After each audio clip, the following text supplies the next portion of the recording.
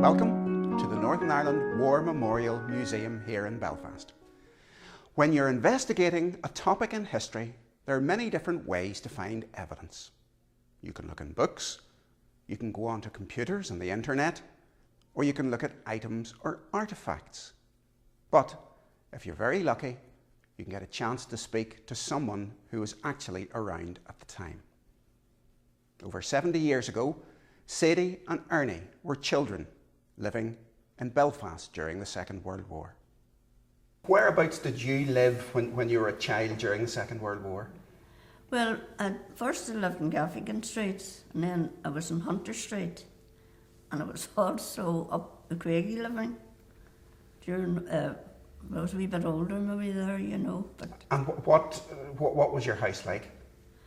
just a wee kitchen house, and there was 2 bedrooms, and we had 2 large, you know, the boys were all 4 and 1 in a bed in one room, and we were 4 girls in the other. And we all slept in the same bed, you know, it was a big bed, you know. And what about yourself, Ernest? If I go back to my very early days, it would have been Dromore Street, just off the Craigie Road, and tiny little kitchen house, outside toilet in the yard.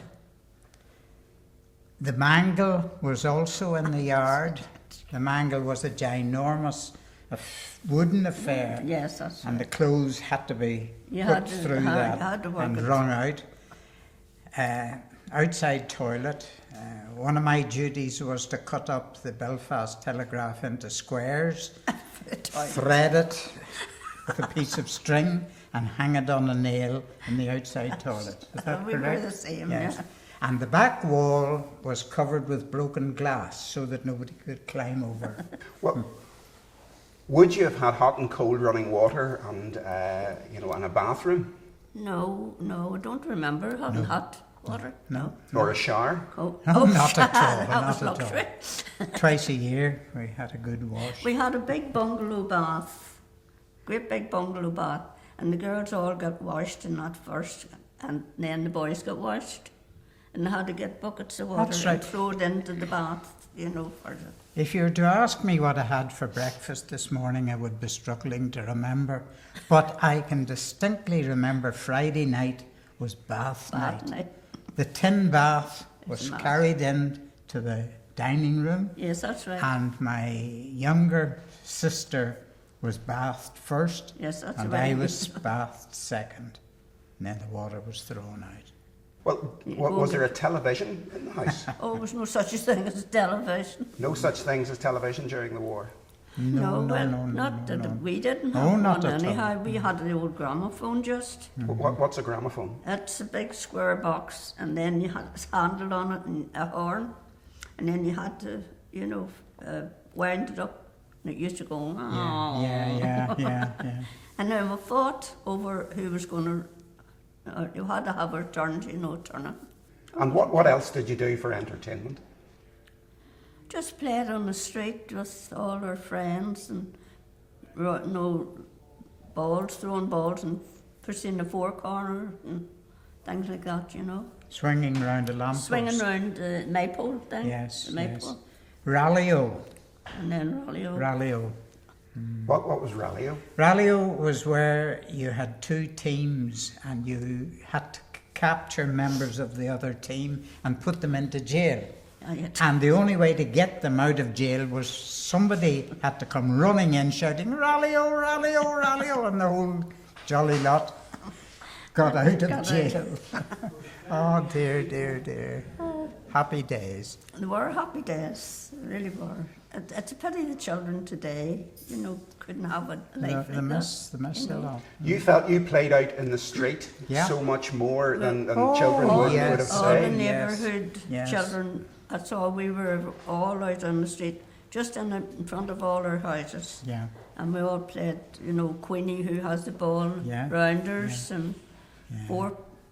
pushing the four corners, all those type of Well, things. would you have had a cinema to go to? No, only the one I remembered when I was a wee bit older, like, it was Sandro, in Sandy Row. And then your mother she would give us 3 pence, told us to go to the deer part, but we went to the other penny part and then spent 2 pence on sweets. And we were crushed. She says you get crushed. And we were practically lifted in, there was a gate on. And you had to, go in through that, and you were crushed in. But you had your sweets to eat after you got in, That's right. Well, we're sitting at a table here with food that would have been sort of rations for 1 week. What are your memories about the food that you ate during the war? My mother baked a lot, and she would have done things for puddings and things like that. But otherwise, you just had maybe bread and cheese and things like that, for your meals. And then she had made you good dinners, soups, stews. Big stew at the weekend. Big pot of stew or something, And That usually things like did a that. couple of days. I did. Done the next day too. Yeah.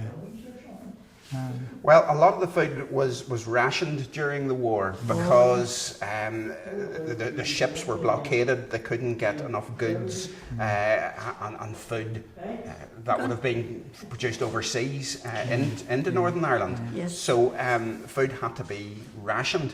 What do you remember about rationing? You would only got about a couple of ounces of butter, and think for each one, and margarine and sugar, things like that, You didn't get it, you just had to make it all do, And how did you actually get it? You had a little ration book, and you'd have taken it down to the shop. You would To have the taken co. it, a Okay. co-op or The co anywhere was like that. It was the main most source of supply, important one, yeah. The And co-op. you would hand your ration book Yes, over they took and it. And there they was a tore wee it out. tore thing Or stamped out, it. Yes. what about things like sweets? Were they rationed? Oh yeah, the sweets and all were rushed. But then when you got coupons for your sweets, and when you got the coupons, if you had them finished, you'd have bought somebody else's to get the sweets. But then when the shop was full of the sweets, you didn't want them. And what type of sweets were they? Can you remember? There were all kinds of jelly beans. Jelly and beans, things, jelly babies. Jelly babies. And there was Dolly wee thin mixtures, dolly mixtures. And there was wee thin caramels, Yes. do you remember yes, those? Yes. All those type of things, A halfpenny a week would have been your pocket money. Okay. And it didn't go very far. You got 1 bag of sweets for the halfpenny. And my favourite story is of my best pal in I school. believe is this is the picture of. That's George Connell. And which one's you? That's funny looking fella there. That's me. We might have had one, but I couldn't remember. And where it went. Which school was this? this is Harding Memorial on the Craig Road. Okay. And my favourite recollection of George was of the 2 of us leaving school one day when he saw something shining in the gutter. And he looked, and it was a silver threepenny bit. He put his foot on it. And he stood there for about 5 minutes till nobody was in the vicinity before he dared to pick it up. And then he ran like the devil to the nearest sweet shop, got a load of sweets for his threepenny bit, and I think he was sick that night. I would have to say that at no time could I honestly have said we were hungry. We always had sufficient food, but it was very basic food. We were never hungry or anything. It was very basic. But you got a half an egg each. I remember my mother used to do it, scramble it up and then give you half split each. it in 2. And then we went to dried eggs. Did Oh you ever yes, young of course, the dried eggs. The dried eggs, they were mixed up. But they were lovely. Oh, yes. And people were encouraged to have their own allotment. Oh, and, yes, yes. Dig for victory. Yes. Dig for Victory campaign, Yes. where Well, people... he had. And Yes. all the veg and all the soups and all were made out of that, you know, so Yeah, that was a yeah. good saving. It was. Well, of Well, course, there was a very serious side to sort of life during wartime. You were living under the threat of an attack from the Germans. German aircraft. Yes. I mean, what precautions did you have to take at home? Well, there was a big, they brought these big iron things in and it filled the whole room. You know, we had a room downstairs at the time. I think the reason for that was they initially started to Well, build air raid Air raid shelters. shelters. If thing. there was a spare bit of ground outside, but the area in which I lived, it was chock-a-block with houses, Yeah. and there was no room to erect any air raid shelters, and so they produced these steel tables, Yeah. which, when they were erected inside your dining room, they filled half the room, Yeah. and they had to be pushed into two of the walls, yeah. so that you could only sit on one long side and one short side. Yeah. And underneath was a steel mattress. And if the air raid sirens started going during the You had to night, get in. you rushed down with your blankets and you got in underneath. First, the you used to table. go onto the stairs. Yes, before we got did. those. We did. We went Well, onto you the used to stairs. go onto the stairs, you know. Sure, if the house came down, then you were buried in, yeah. So that was the idea. The steel tables were brought in to give you a shelter, A shelter. For a in case shelter. the house was bombed and bricks That's would correct, have, would would fall have fallen in. on top. It would fall in, you see, then. Yeah. Well, did you witness any of the effects of the bombing and the Blitz? Well, it was the whole family of the McKees, and they were in the first house, and it was up beside our school, where Belite Street School, and he was home on leave, so they took him and the sister opened the door to go over to cross the street to see somebody, and a plane dropped a bomb in direct hip, and the whole family were killed in it.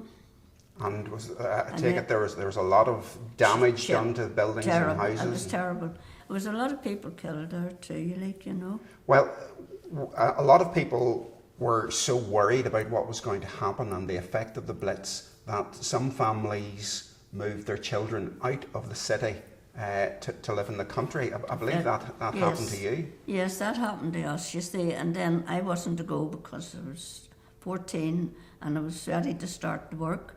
But then my mother, she let me go at the end, you know, to go to it. But 6 weeks I lost it, so I didn't like it at all. Whereabouts were you evacuated to? Ballymena, down in Ballymena, Clock Mills. And when you were told you were going to be evacuated, what did you bring with you? We just brought all our wee clothes, you know, what we'll be wearing, things like that. But it was great. Everybody was, you know, waving and all. But the nearer I got to Ballymena, the sadder I got, you know, and I wanted home again, you know. Did you have one of those labels Yes, we had that a was label. tied on? They had a label tied on with your name and all on it, you see. So you didn't know who you were going to stay with? What happened when you arrived in Ballymena? Well, they took us into this big hall. I don't know whether it was a church hall or what, you know. So, and then these people all come in and took whatever children they wanted, you know, what room they had for them. So this big girl came in, you know, and she took us. And what was it like living with a stranger in... Terrible. My sister thought it was great, like, you know, she enjoyed it. She was younger than me. Did you bring any toys or games or anything like that with you? No, not that I remember. Only maybe a doll or something. The younger one would have taken, you know, something like that, you know. Never remember playing much with them. Did you have the doll all year round, or? Yeah, we had it, and then it was redressed. New clothes, new hair. 1 year it's blonde, next dark hair, you know. There wasn't the money for it. There were cloth dolls. We went to Elliott's and got the faces. And we learned to sew the face on ourselves. And then they brought out in Christmas and put in your stocking.